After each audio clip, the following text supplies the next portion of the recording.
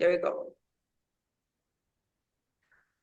So, if you were watching this recording today, it means that you went to our website and you saw that we have a calendar with online events for the Brazilian community living in Canada and even for Canadians, of course. So, thank you very much for having, found us online. My name is Mitsue. I am the founder at the Casa da Cultura do Brasil no Canadá. Well, in English, we are the House of Brazilian Culture in Canada. And we are a nonprofit organization founded in May 16, 2025. So almost a year now. We're about to celebrate our first anniversary. And well, among our mission, our main mission in Canada is to promote Brazilian Portuguese as a language and Brazilian culture as well.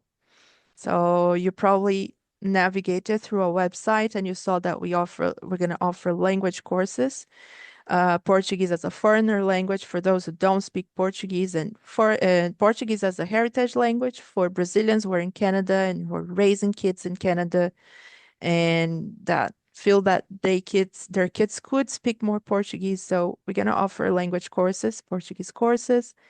And apart from the courses, we also created this initiative of the workshops. So we have two different types of workshops. One of them is the conversation practice, where people can practice Portuguese with us, not necessarily in the context of a language course, but it's a small workshop just for us to speak Portuguese. And we also have those thematic workshops that can be presented in English or in or in French.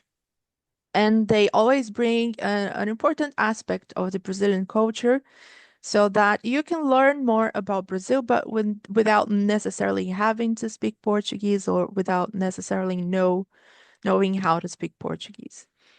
So today we're going to be presenting a thematic workshop, and our host and our guest today is Silvia Gonçalves. So Silvia is uh, a Portuguese teacher and English teacher as well. She works at a bilingual school in Brazil. She's based in Rio de Janeiro.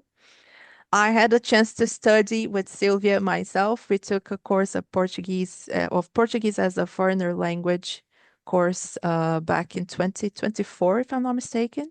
So that's where I met Sylvia, and I know that she is not only passionate about languages, but she's also passionate about Brazil. So I thought about inviting her to tell us a little bit more about Elis Regina and Brazilian music. So I'm not gonna extend this too much.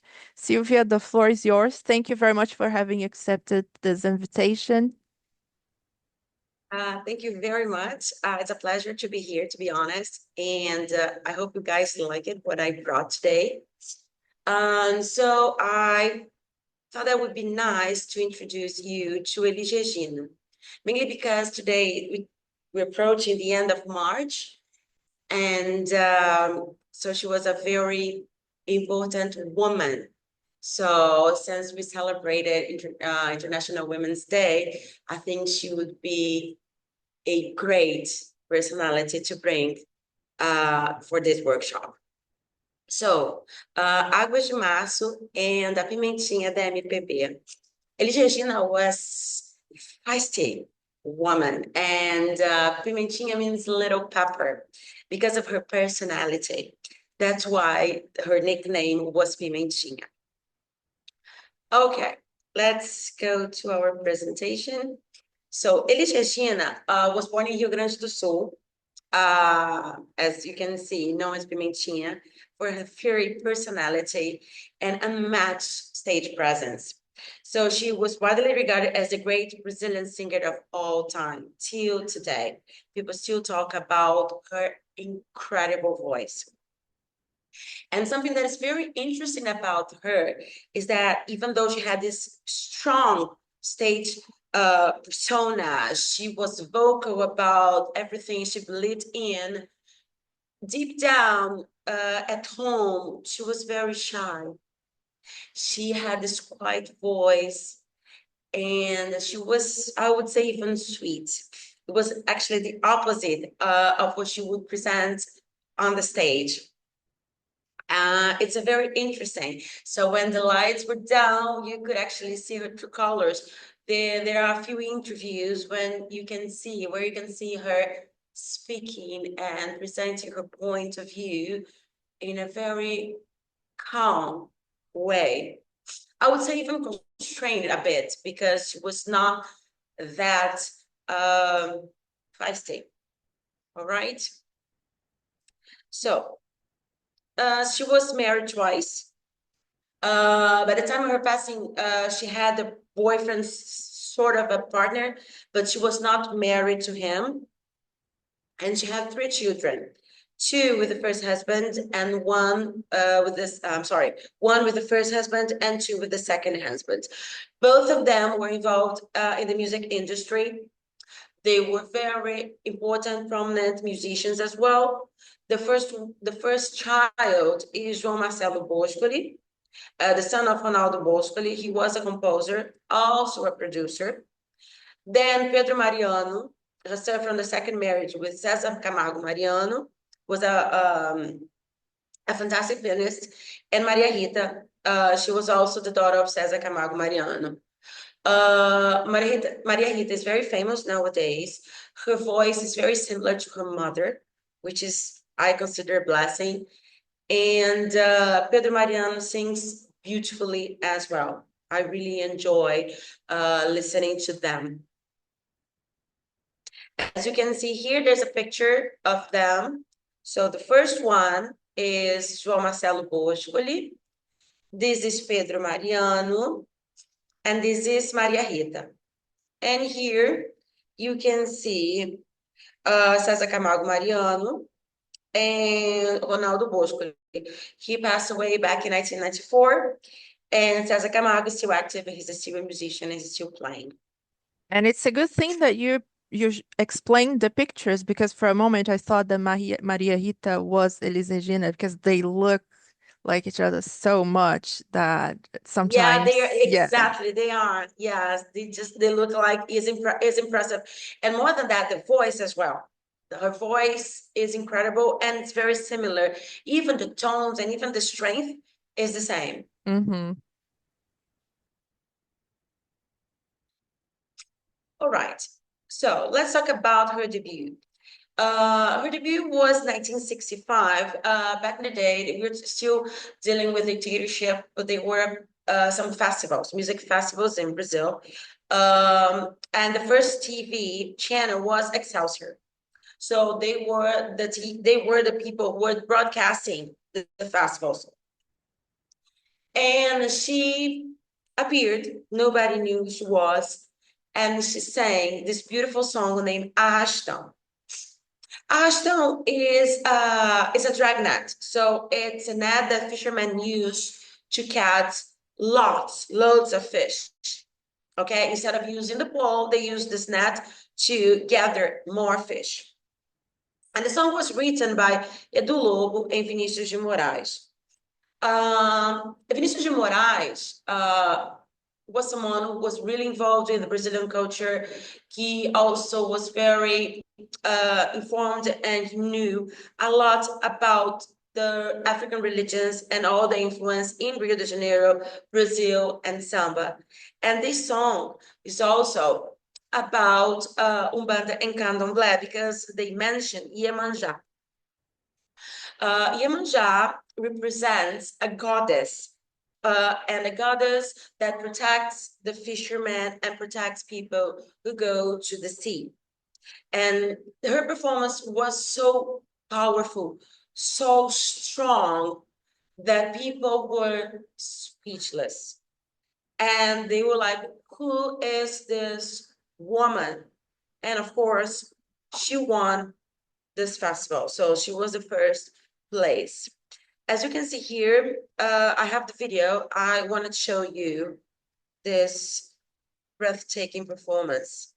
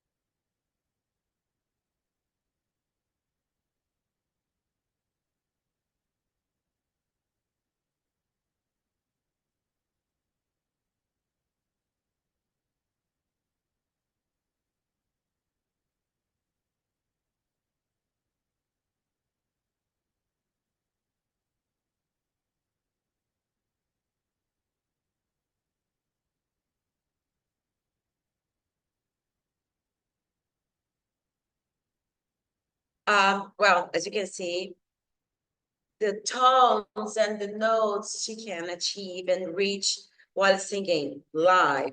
So imagine back then we didn't have any kind of tool or software to change or adapt the voice.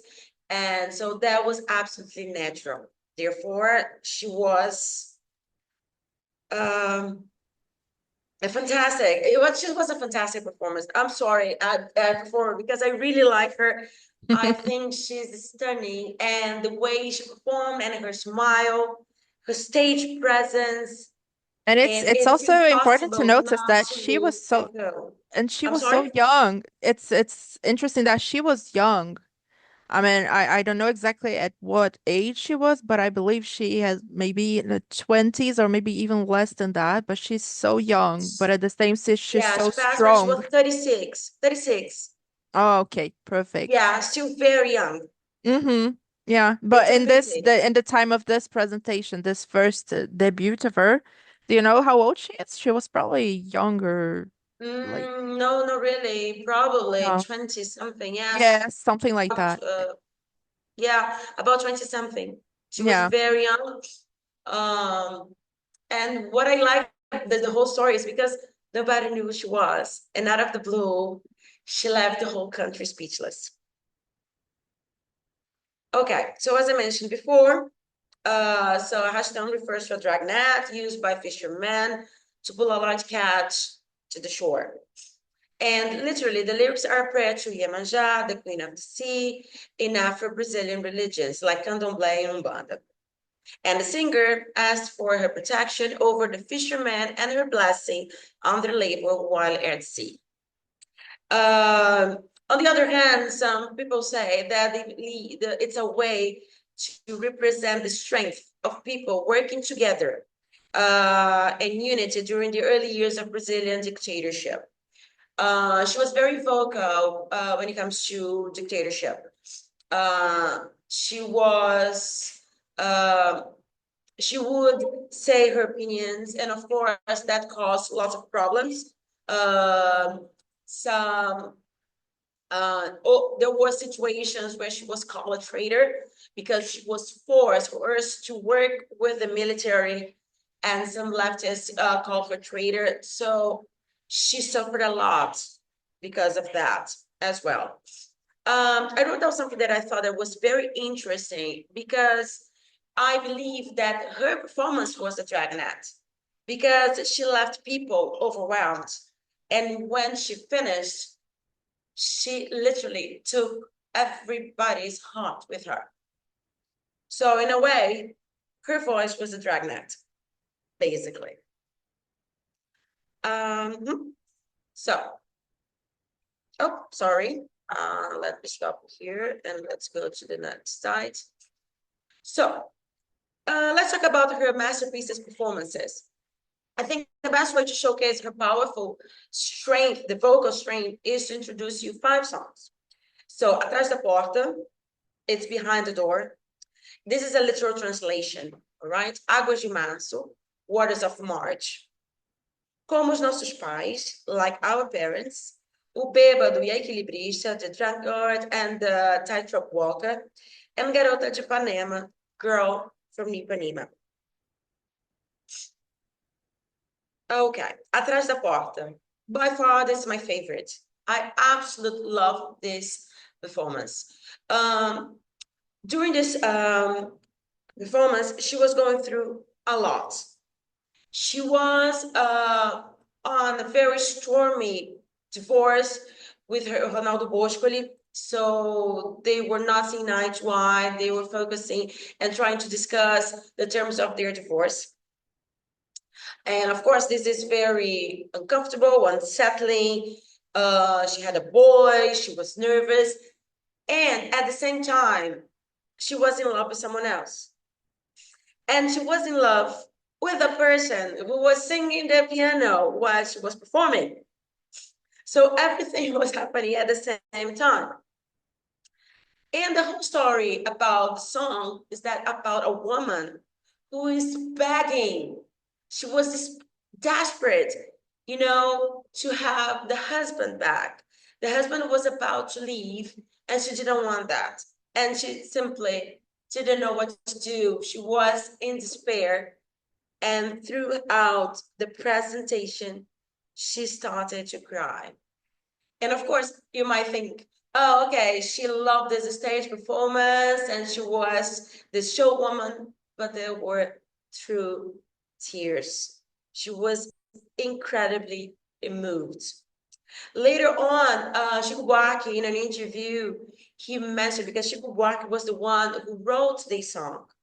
Chico Buarque is a famous and fantastic composer, songwriter, and he knows so well about our soul, the female soul. The way he touches us, it's beautiful and it's powerful.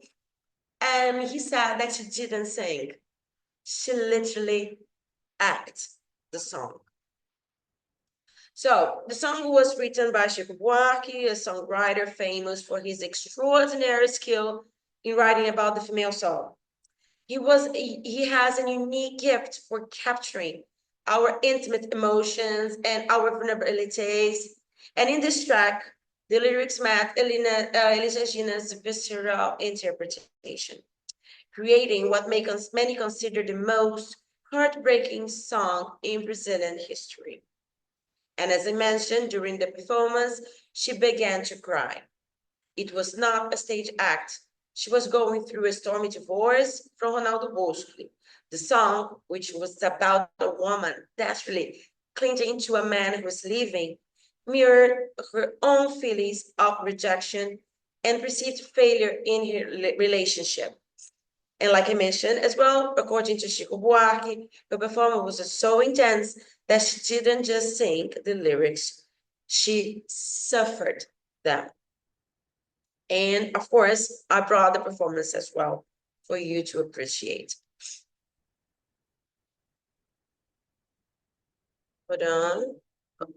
Was it not? Okay, I don't know what's going on.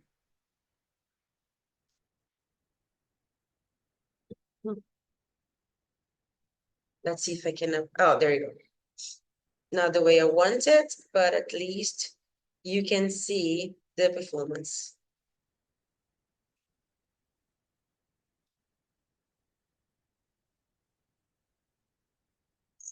I just want to, share sound as well.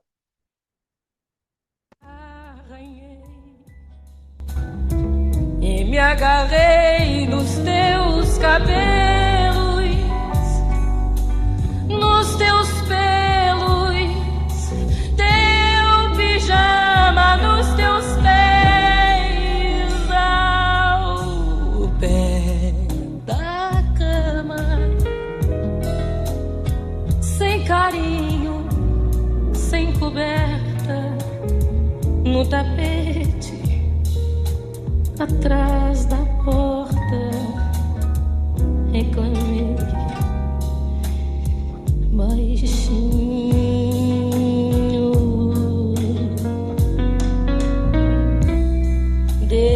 Dei pra maldizer o nosso lar, pra sujar teu nome, te humilhar e me vingar a qualquer preço, te adorando pelo avesso, pra mostrar que ainda sou tua.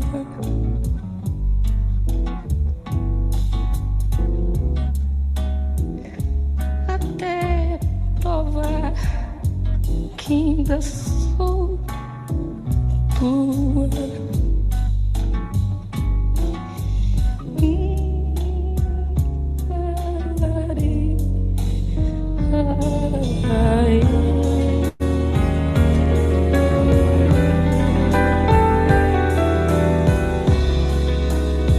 Até provar que ainda sou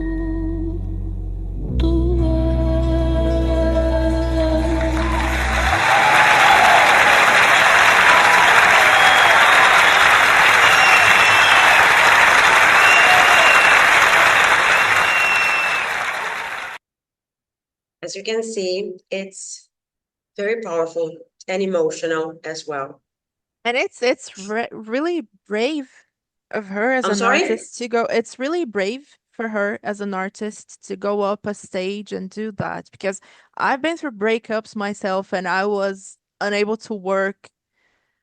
And I'm like, I don't work with people and I'm not an artist at all. I just work at home. And And you even just that, and I've you been just like, don't feel like talking. yes, I don't feel like seeing And she felt like anyone. singing. But then she went to a stage and delivered this kind of presentation. It's like, wow, impressive. Yeah. It's the what amazes me that she was extremely upset. She was crying and her voice didn't even tremble. It was incredible. True. Okay, the next one is Águas de Março. Águas de Março is a very famous song. You probably know this song already. And this recording with Tom Jobim was beautiful. Something very interesting about them. It's because they didn't get along very well at first. As you know, Tom Jobim, he was very laid back. He was a bohemian musician. He would be drinking at a bar, very relaxed. But Elis Regina was hardworking and very organized, and she was a perfectionist. So imagine these two working together. At first, she wanted to rehearse and organize everything and let everything prepared. And he wanted to do something. Okay, let's do this. Let's play by ear. But when they started playing, and singing, there was this fantastic chemistry. I would say a musical chemistry because they just did it once and it's a perfect recording. So, Águas de Março is widely considered the greatest recording in the history of Brazilian music. 3 minutes of pure musical joy. Initially, they didn't get along well because Tom had more relaxed attitude while Elis was a perfectionist. However, once they started to sing, their talent shone and the music chemistry truly sparked.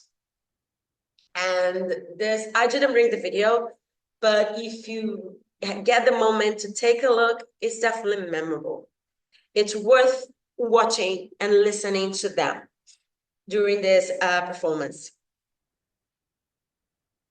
The next one is Como Nossos Pais. Como Nossos Pais is also a beautiful song, and it was written by Belchior. And nobody knew Belchior before. So this is one of her legacies. She was able to make other people famous, because she was a hit maker. Everything she would do, everybody would listen to, and everybody would be singing along.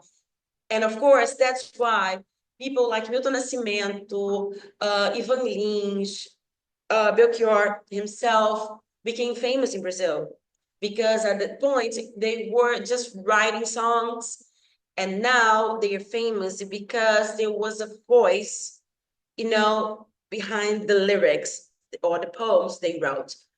Como Nossos Pais is a very interesting song because they are talking about people who were very rebellious at such a young age. They would fight, they would protest, they would complain, they would do everything in their power to change the world. But then when they mature or when they grow old, they would simply settle for a comfortable and simple life. So, and it's about generations after generation. Once we reach some age, we just settle for way less. And perhaps we're going to fight against those who were complaining about things in the world that are not doing all right, like our parents did before us. Written by Belchior, Como Nossos Pais, serves as a hunting mirror for the youth.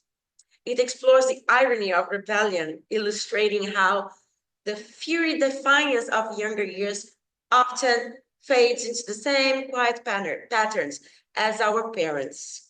The song is a brutal critique of a generation that traded its revolutionary dreams for the safety of a comfortable, silent life, ultimately settling for the very status quo they once vowed to dismantle.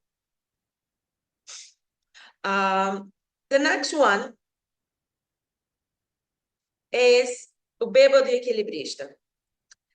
And this one is extremely important because, as I mentioned before, Brazil was going through this dictatorship period, and many people were forced to go into exile.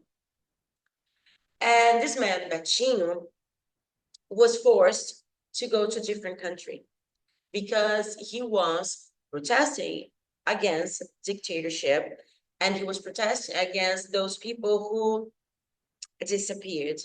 And this happened here in Brazil, it happened in other countries in Latin America, because during those years, people were complaining or defying them or just going against that regime, would go to prison, and some of them would be tortured. And since Betinho was one of them who was forced to go into exile,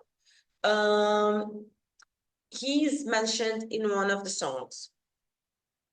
The song was written by João Bosco, and he was friends with Enfio. Enfio was Betinho's brother, and the lyric says, "We are hoping for the return of Enfio's brother," meaning they were expecting the return of Betinho. Eventually he came back, of course, and he kept protesting and talking and being vocal about all the things were wrong in Brazil until the day he passed away. So that's why this is the most moving story in the Brazilian music. At the time, Brazil was living under military dictatorship, and Elis had been unfairly labeled as a traitor by some critics because she was forced to sing the national anthem. Exactly. So some leftists were very, but she was forced. Maybe people don't understand how difficult it was to say no to a regiment in those years. So that's why she had to sing the national anthem. But she never forgot that. And she never forgot that people called her a traitor. And she was never a traitor. She was a very strong Brazilian, and she loved her country. So she was deeply hurt, and she decided to fight back through her art, and that's why she recorded this song. Herbert de Souza, known as Betinho, was a prominent activist forced into exile by the regime. So he became a symbol for thousands of Brazilians erased or displaced by the government. One specific verse in the song calls for Betinho's return, turning the track into a powerful anthem for democracy. Even today, when people go to the streets to protest for something they are against or they are not happy with, this song is still played. So we are still using the song as a voice of justice and a song for justice as well. This one is my favorite story because Hermeto Pascoal, this man right here, he plays lots of different instruments, and he's very creative, super creative, and he literally makes up the most amazing melodies you can even imagine. So, and he was in Montreal. Just 1 second, guys, 1 second. Yeah. Mitch, I have to stop right now. Just 1 minute, okay? No problem.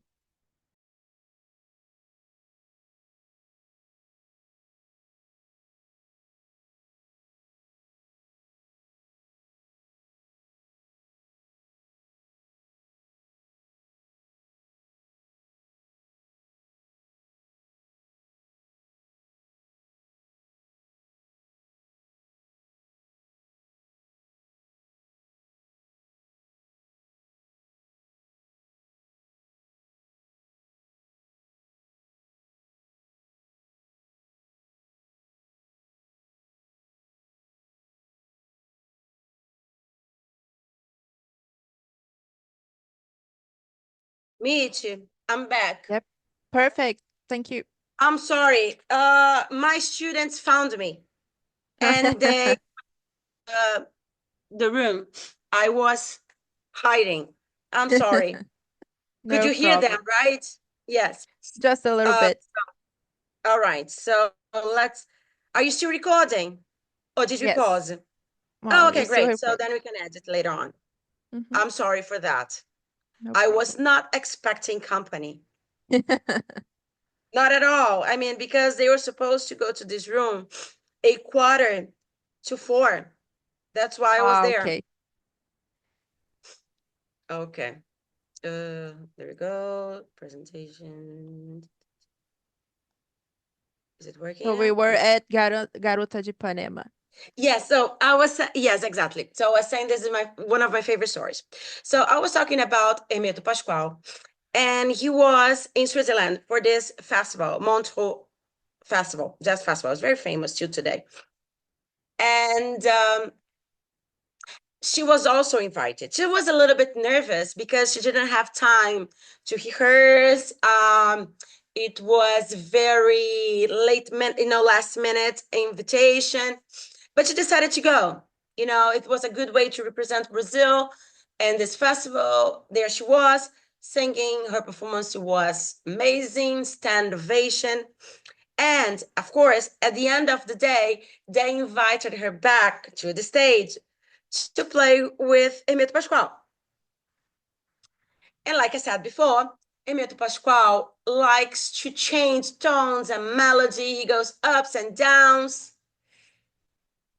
And she kind of was forced to follow his lead. However, people were recording, of course, because it was spectacular, because her voice is extraordinary. So she could reach higher notes, lower notes, but she was very angry. And exactly when they stopped singing, she said, quotation, Hermeto Pascoal, seu filho da puta. Like that. Meaning, Hermeto Pascoal, you son of beep. Because she was very, very angry, because she was not expecting that. But to be honest, it's brilliant. What she did was fantastic, but not expected. I guess that's why it's perfect. And of course, it was also expected by someone who was a little pepper and very feisty when she was not happy. Hold on, let me. Oh, the video is not here. Oh no, just 1 second. I thought the video was here. I apologize. Oh, no problem. Hold If you on. want, you can send me the link and I'll add it to the presentation later. Because the video will be available on YouTube as well, so we can include it there if you want. No, but the video is worth watching. Here it Oh, goes. let's go for it. It's worth watching. Últimos dias do maior feirão do Brasil, o Feirão da Serasa. O maior feirão limpa-nome do país tá. So this is when she was invited back to the stage. This is Hermeto Pascoal.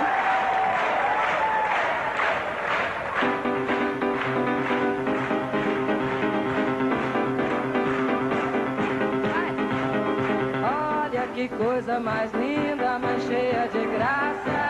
É ela, menina, que vem, que passa. Seu doce balanço, caminho do mar. É moça do corpo dourado do sol de Ipanema. O seu balançado é muito mais que um poema.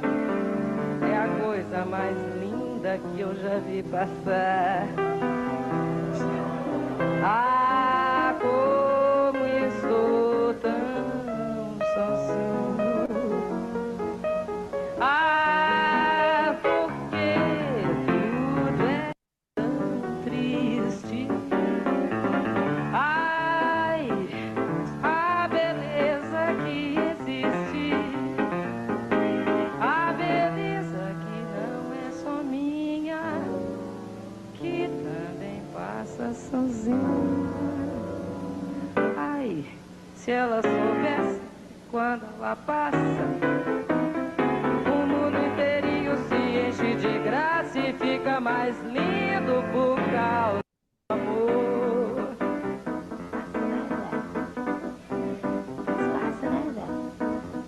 Tall and tan and young and lovely, the girl from Ipanema goes walking in. When she passes each one, she passes girls. Ah, when she laughs, she's like a samba, which moves so cool and swings so gentle. And when she passes each one, she passes girls. Ooh.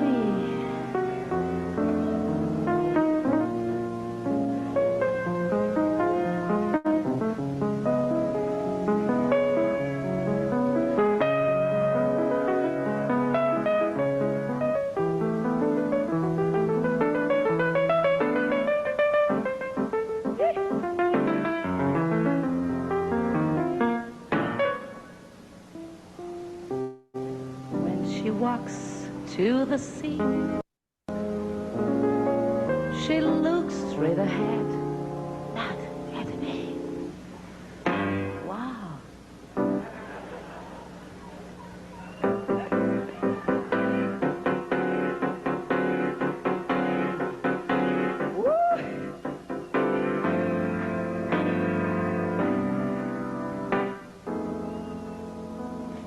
Olha que coisa mais linda, mais cheia de graça. Ela, menina que vem e que passa, seu doce balanço, caminho do mar. Moça do corpo dourado do sol de Ipanema, o seu rebolado é mais que um poema. É a coisa mais linda que eu já vi passar.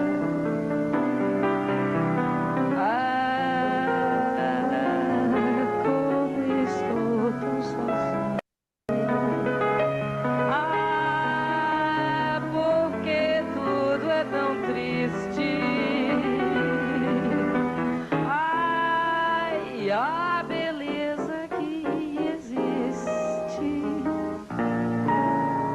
a beleza que não é só minha, que também passa sozinha. Ai, se ela soubesse que quando ela passa, o mundo todinho se enche de graça e fica mais lindo só por causa do amor. É por causa do amor. É só por causa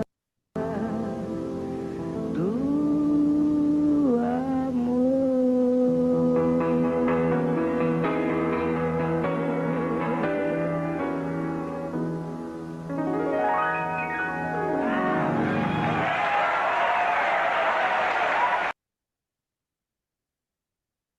As you can see, it was a very interesting performance.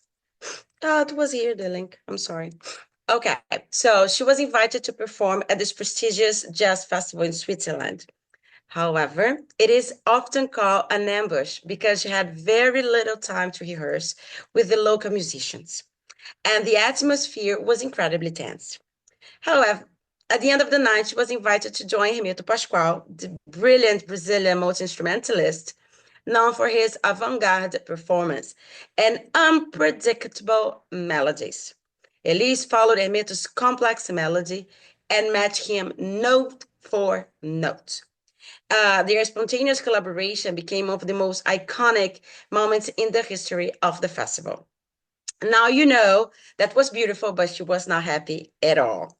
Yeah, for a perfectionist, organized, visible lady, must be hard to play and sing with Hermeto Pascoal, that's for sure. Yes, yes, because I personally think he's insane. I mean, of course, in a good way, but it's hard to keep up. It's very hard. Yeah. Okay, stop. Oops, there we go.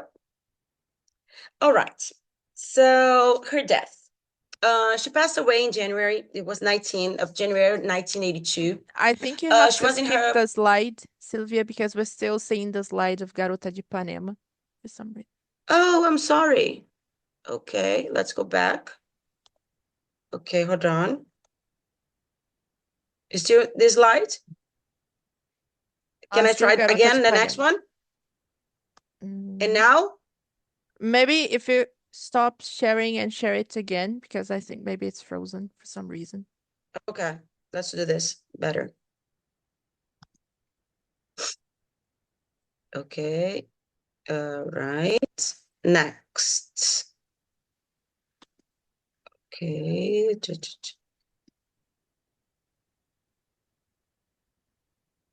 Okay. Now? Yeah, now I go. Yes. Okay, great.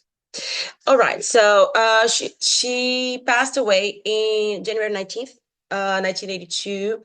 She was in São Paulo in her apartment with her late partner. I think it was Samuel. Even though the clinical cause was a cardiac arrest, the reality was a combination of alcohol, tranquilizers, and drugs. All right. So I guess people really didn't know she was struggling with so many things. Because she was a woman in this prominent male industry, and she was alone. So she was basically a trailblazer, opening this path for women to come. But that moment, she was just the only one. And of course, she had to fight a lot because of that, because she wanted her space.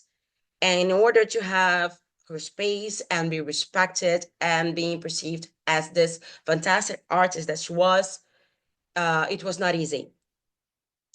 Then, of course, the whole problems, the political views, and people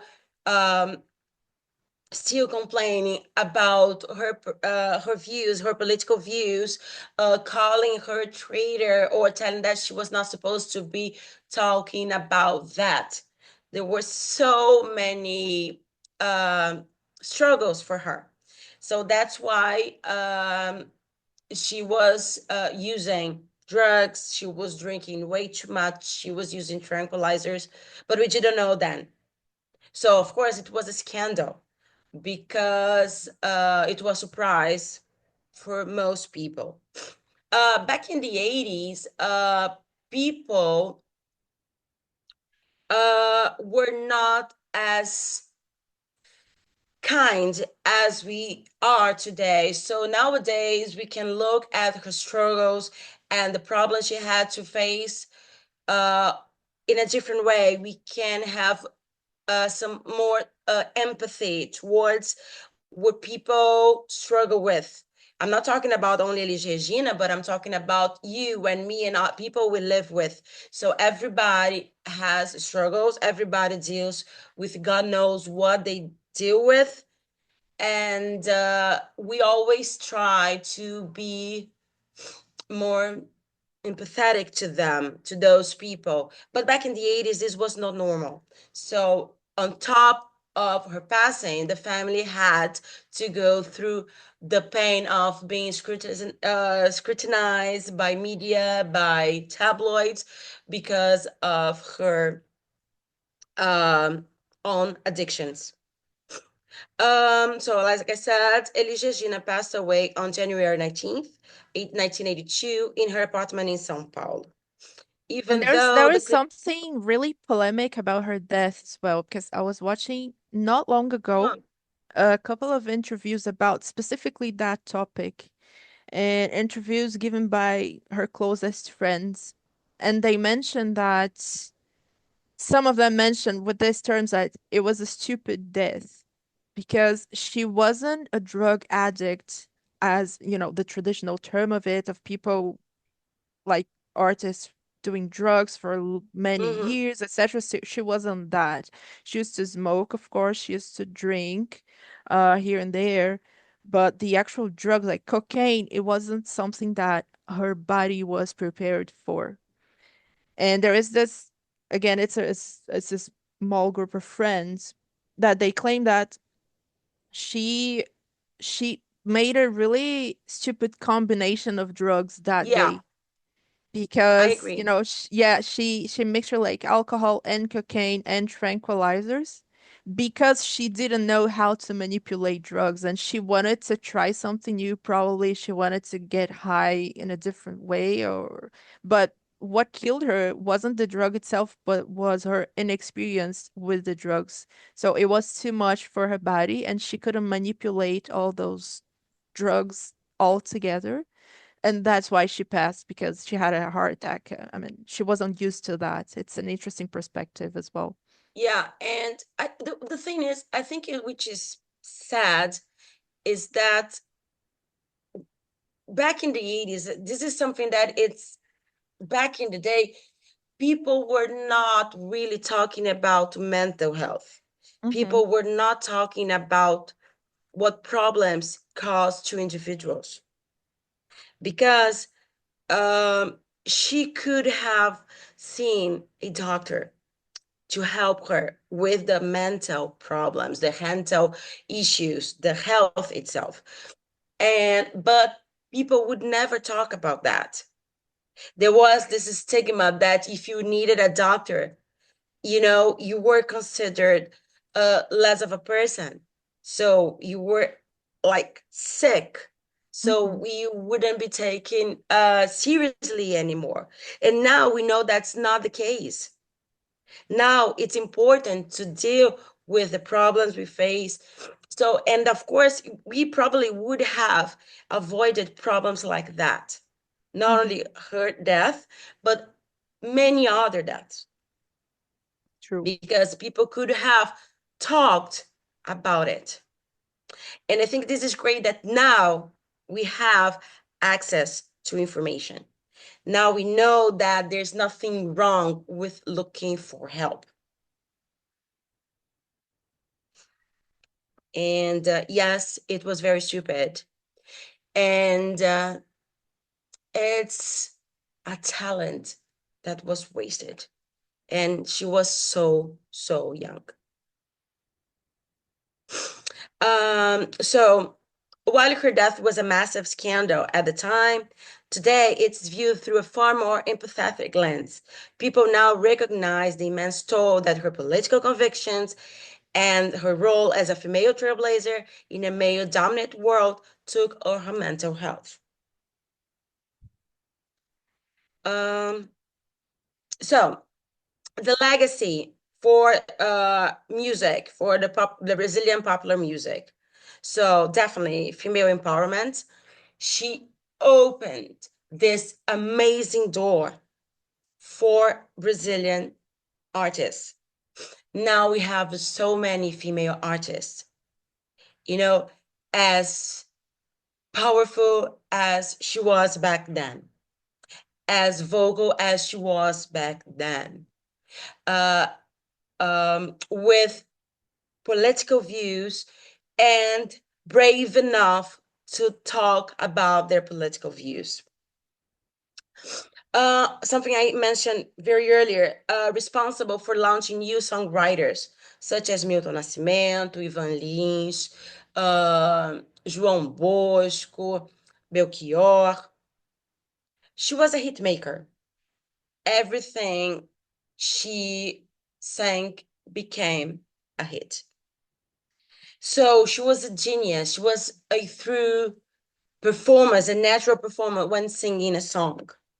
Like Chico said, she literally suffered the lyrics. And of course, she was the voice during those dictatorship years. Until today, she is remembered as one of the top people who were talking and fighting and protesting against the dictatorship. And that was it for today. I hope you enjoyed. I hope you liked. And of course, feel free to drop me a line if you have questions, if you want to say something, if you want to share something. I would be more than happy to answer and to read your messages.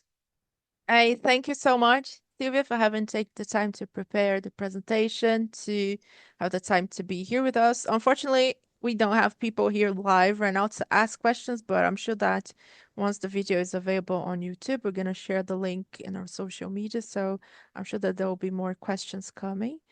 And I also want to mention that Sylvia and I are working together in more workshops like this one. So we'll probably have in the website from a week from here, something like that. We're gonna have the calendar updated on the website.